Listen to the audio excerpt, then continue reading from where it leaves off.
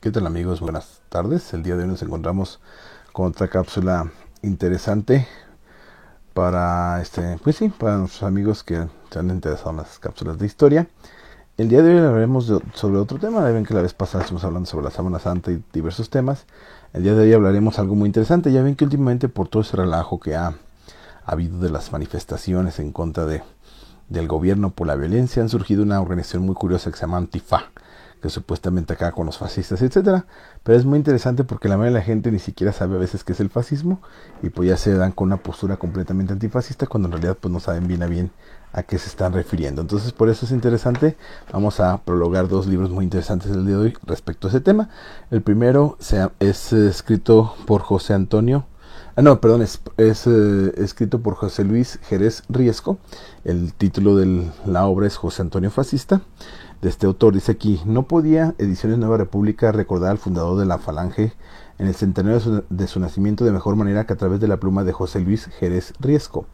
Hubo un tiempo en el que con la verdad por delante se podía ir a todos lados. En la actualidad, por contra la verdad se ha convertido en algo políticamente incorrecto y vitalmente inquietante. Jerez Riesco, al abordar la singularísima figura de José Antonio Primo de Rivera, que fue el fundador de la Falange Española, lo hace con un libro documentadísimo y denso que de seguro desagradará a los policías del pensamiento, pero también a aquellos que al tratar de buscar un rinconcito entre muros del sistema han desdibujado la imagen de un auténtico líder fascista bajo las tramposas pinceladas de Knife para tranquilidad de conciencias muelles y anestesiantes aspiraciones museísticas.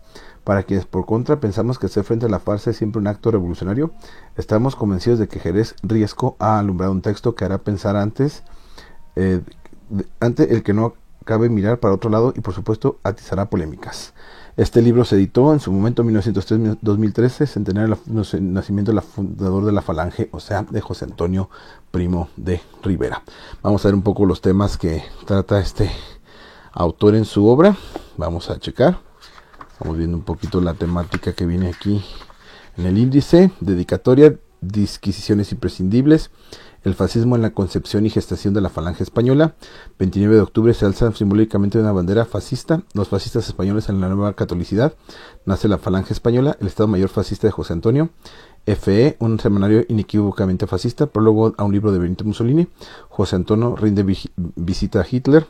¿Qué posibilidades cree usted que tiene el fascismo en España? Confidencias fascistas de José Antonio. José Antonio Menudo, fundador de las CAUR. Fascismo por norma. Arriba España, un libro auténtico con reminiscencias fascistas. El semanario, Arriba. Los universitarios no son ajenos a la línea del movimiento. La subversión de Mussolini a José Antonio. Una recomendación de José Antonio: la riqueza en el régimen liberal, comunista y fascista. José Antonio, los líderes fascistas europeos. No importa, no es fascista quien quiere, sino quien puede. Ayuda logística alemana para liberar a José Antonio. Autores que consideran a José Antonio un líder fascista, etcétera. Y pues es muy interesante pues porque habla sobre cómo José Antonio Primo de Rivera tuvo una oportunidad de visitar Alemania, de entrevistarse inclusive con personalidades tan pesadas como un Rosenberg y varias personalidades del partido nazi, y él dijo que pues a diferencia del fascismo nacionalsocialista, pues donde se imperaba mucho lo de la raza, en el caso del movimiento de España ellos eran independientes y que ellos en lugar de la raza más bien se fundaban en el catolicismo, que era la rama común que tenían todos los españoles como elemento que les daba unidad como país, era el catolicismo, y por eso era la línea que ellos manejaban. O sea, hay que recordar que los fascismos, no todos los fascismos son iguales, unos tienen sus diversas tendencias. Por ejemplo, uno es el de Condrenor Sedna, el de la Guardia de Hierro en Rumania. Otro muy diferente es el de Oswald Mosley allá en Inglaterra. Otro, por ejemplo, el de José Antonio en España, y Mussolini, por ejemplo, en Italia. Entonces cada uno tiene sus características particulares, aunque tienen ciertos elementos en común, pero no todos. Igual que el nacionalsocialismo en Alemania, pues tenía sus características muy particulares de ese lugar. Pero precisamente hay que recordar que cada nacionalsocialismo pues tenía sus características muy particulares. Y precisamente José Antonio nunca renegó de sus orígenes fascistas, siempre tuvo buena relación con ellos, y gracias a ellos pues estuvieron a punto de liberarlo. Lastimosamente lo asesinaron y pues ya no alcanzó a ver los frutos de la victoria que tuvieron en la guerra civil contra el bando revolucionario, pero a fin de cuentas pues fue el que sembró la semilla.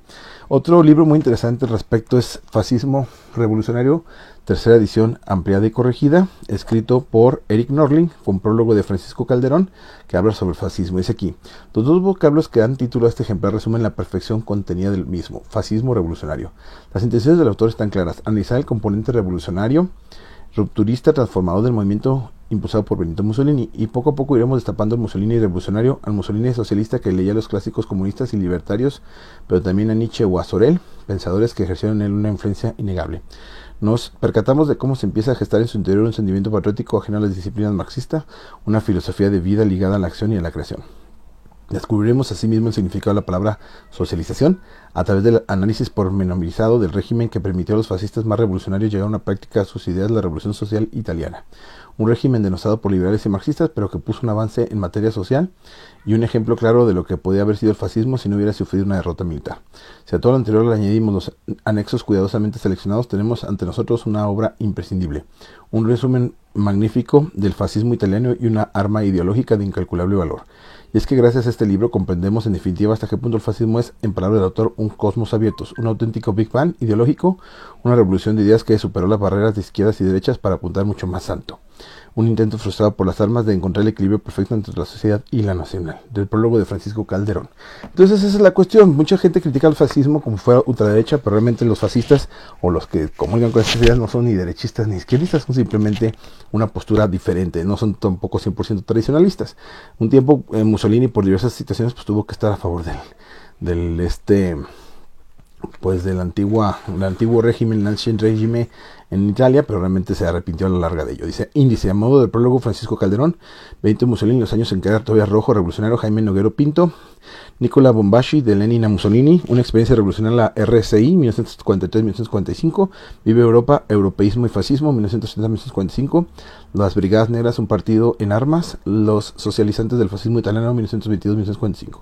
Y bueno, después se da la separación del Partido Socialista Italiano, programa fundacional del fascismo, 23 de marzo del 19, programa de los fascistas italianos en combate, discurso de Mussolini al pueblo italiano el 18 de septiembre de 1943, manifiesto republicano en Verona, la socialización de la ley de la República Social Italiana, decreto de socialización de empresas, los trabajadores y la socialización, discursos de Mussolini a la división Resega el 14 de octubre de 1944, discurso de Mussolini en Teatro Lírico de Milán, 16 de diciembre de 1944, cronología de los 600 días de la RCI y notas.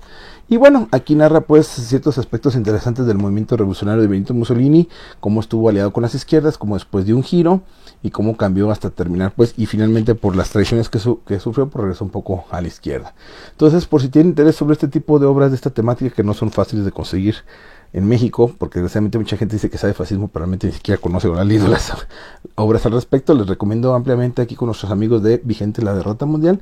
Recuerden que ellos tienen su página web, que es librería vigenteladerrotamundial.com, o en Facebook Vigente la Derrota Mundial. Ahí pueden contactarlos. Tienen un muy amplio y muy variado catálogo de libros respecto a este tema, sobre todo porque desgraciadamente mucha gente encasilla el fascismo como un régimen totalitario, unos xenófobos, cuando en realidad tuvieron mucho más que eso, e hicieron cosas muy interesantes para con la población y en aspectos sociales muy relevantes, mucho más que los socialistas, pero desgraciadamente por ahorita intereses de unos cuantos y porque simplemente mucha gente ni siquiera lo conoce, lo desconoce, ya se da sinónimo de fascismo como de malo o de represivo, cuando en realidad pues no era tan así. Es interesante que se den una oportunidad de leer sobre qué en realidad era el fascismo. Estas dos obras pues sirven mucho para una introducción respecto al tema. Espero les haya gustado. Nos vemos la siguiente entrega. Que estén muy bien. Gracias.